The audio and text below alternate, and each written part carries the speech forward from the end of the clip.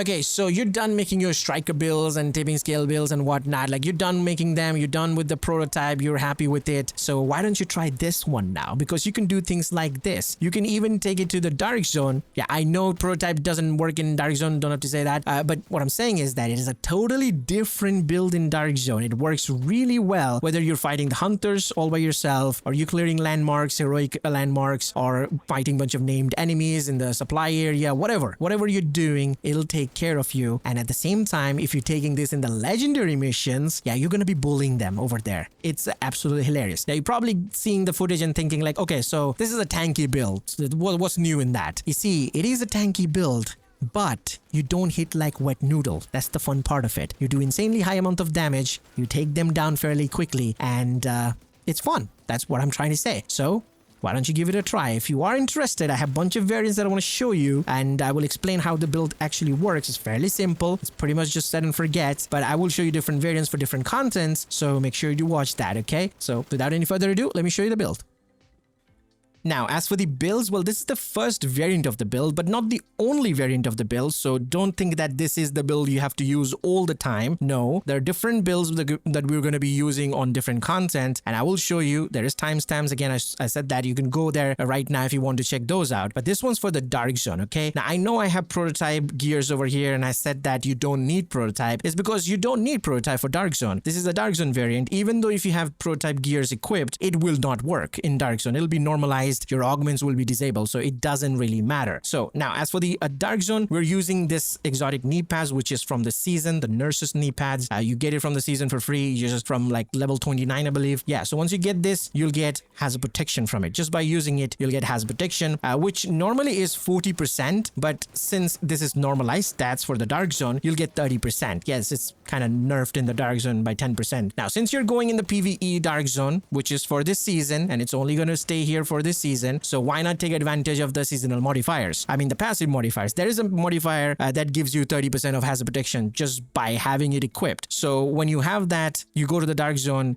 you will have 60% of hazard protection just from the knee pad and that passive modifier. That's it. Now, your SSD watch, it also gives you 10% of hazard protection. So in total, you'll have 70% of hazard protection in the Dark Zone without using a single hazard protection attribute or mods. Yes, so that's pretty cool, I know. In the open world, like in the PvE area, that will be 80% because the knee pad will not be nerfed. Now, as for the gears here, well, obviously we're using Foundry Bulwark here. Now, the reason why I'm using Foundry because it heals you. The more damage you take, the more healing you'll get. We know that, but in PvP area, which in the Dark Zone, even if it's PvE Dark Zone, it still follows that. We will have a completely different build. Like Foundry Bulwark is totally different over there. Like you can see here, the makeshift repair is no longer healing you from taking damage on your shield. In PvE areas, you or your shield takes damage and it heals you and your shield, right? In here, whenever you take damage, 30% of that amount is repaired over 12 seconds. In PvE, it's going to be 25% over 10 seconds, right? However, since we're using the backpack, that 12 seconds becomes 8 seconds. So that's a very aggressive heal that's going to happen. Now, here's the thing. The more damage you take, the more healing you're going to get. So if you're fighting hunters, you will heal even more. So the more damage they're doing to you, the more healing you're going to get. Don't get me wrong. You're not going to be face tanking the hunters because if you do, you're going to go down. However, when the hunter damages you a little bit, what you can do is just lose line of sight. Take a cover or just, run around, go somewhere where the hunter can't see you 2 to 3 seconds, and you'll see that your armor is healing really quickly. And you can see that I'm showing you the clip. That's what's happening. I didn't even have a shield on me, and I was just running around in circle where the Chunga was hitting me, some NPCs were hitting me, and the hunter was there too, and I was just healing my armor. It was yo-yoing, right? The armor bar. I thought I'm gonna go down now. But I didn't. I survived. I took down the hunter. I extracted. Happy days. That's all I can say. And with the help of the Deflector Shield, we will deflect the damage back at the hunter. You just have to keep one thing in mind. Do not get too close to the hunters, because if you do, they'll axe your shield. And that's exactly what happened with me, okay? That's why I was running around without a shield. Yeah, just keep a distance. You will deflect the shot at them, and they'll go down. Simple as that. Your pistol, obviously, dealing damage. Your Liberty does a lot of damage. You'll be totally fine. And against any other NPCs in the Dark Zone, red, purple, elites, even named bosses, supply drops you're doing, like DC drop, whatever you're doing, you'll be fine.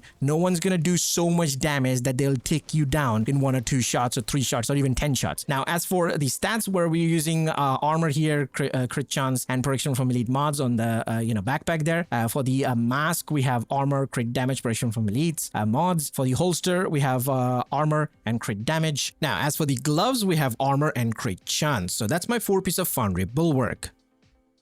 Now, as for the chest piece, I actually chose the equalizer here because, it gives you rate of fire. You also get weapon damage, crit chance, and I have protection from elite mods. And the perfect obliterator talent does really good damage, and it doesn't have any range kind of requirement, something like intimidate talent.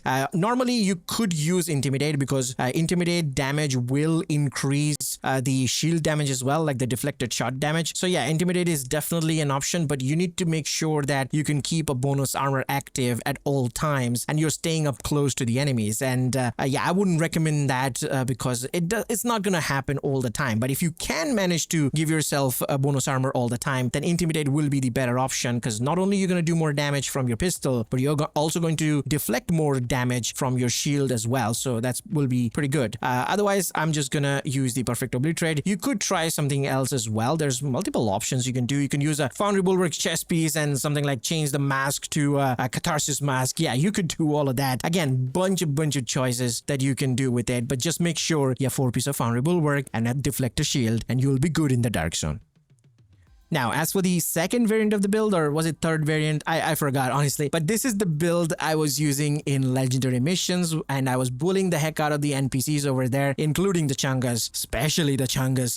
There was 1, 2, 3 Chungas in the room. It doesn't matter. I was even face tanking them without the shield, and I wasn't taking any damage. And when I was taking damage, I was healing that damage back up. I felt literal god over there. That's why I feel like, yes, it is genuinely a god mode build and not some of those fake ones. Trust me on this, because how everything is working, it'll make sense when I explain it to you. It's not perfect. My pieces are not good, which shows you how powerful this build is. So if you perfect it out, it's going to be even better for you, okay? So let's start with the backpack, which is not a prototype backpack, by the way. So we have Foundry Bulwark, obviously, for piece. Now, since we're in the PvE side of the thing, so we're going to get 25% of that amount healing back at us instead of 30% that it was doing in the Dark Zone. So whenever you or your shield takes damage, 25% of the amount of the armor is repaired to both you and your shield over 10 seconds. However, since we're using the backpack, it's going to be 5 seconds. Yes, the reduction of the time is insane, and the healing is insane because of the backpack. It just crazy high healing. Now,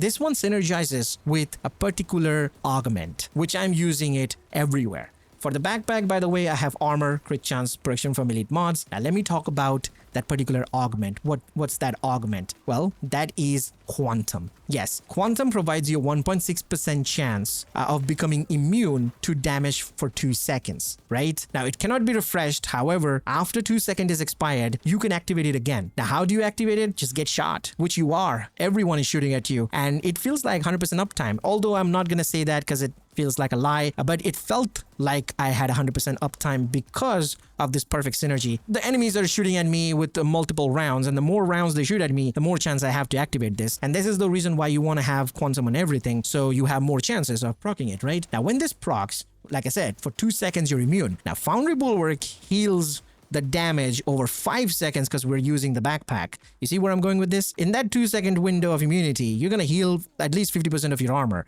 because of the backpack of Foundry. Now, if Quantum gets activated back to back, that's 4 seconds, you're healing all your armor. And that's exactly what was happening. Now, if you max this out, increase it even further, the chances that is, then obviously you're going to be doing even better. And if you have all piece of prototype, that will be better. Now, this is the holster that I'm showing you. So I have armor and crit damage. The mask is garbage because I just farmed it from a mission, when it was a targeted loot. So don't pay attention to the stats. I don't want armor regen here. I actually want crit chance, but this is the only prototype piece I have. So, and with Quantum, so that's why I'm using it. That's the only reason why. I do have a mask here, which I'm trying to prototype. For now, I'm just staying with this because, Quantum. That's the reason why. And I have protection from elite mods here. Now, for the knee pads, again, same augment, Quantum here. We have armor and crit chance. So that's the 4 piece of Foundry Bulwark. Now, for the chest piece, again, I'm using the equalizer here here as well. Same quantum here, rate of fire that it gives you, perfect obliterate talent, you know. The pistol is doing good damage, is hitting like 1.8 to 2 million per shot on the body. It's not crazy high. You could increase the pistol damage even further, but to be honest, the pistol is not there to kill enemies. Yes, I am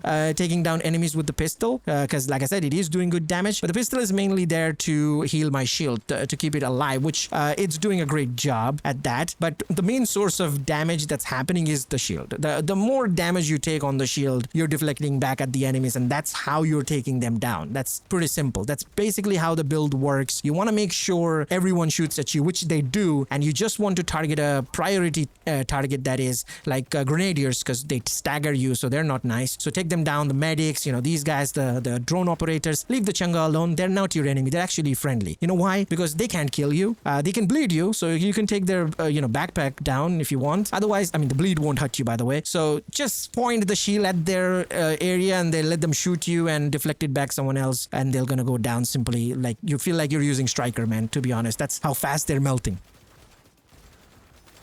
Now, as for the other variant, I mean, you could use Memento. I have to say this because, you know, there are a lot of Memento enjoyers out there, which will murder me if I don't say about this. Look, you can use this. It will be better for your shield because it gives you skill efficiency, which is more damage. And also it gives you a skill tier, which is again more damage for your shield. So yeah, this is not bad.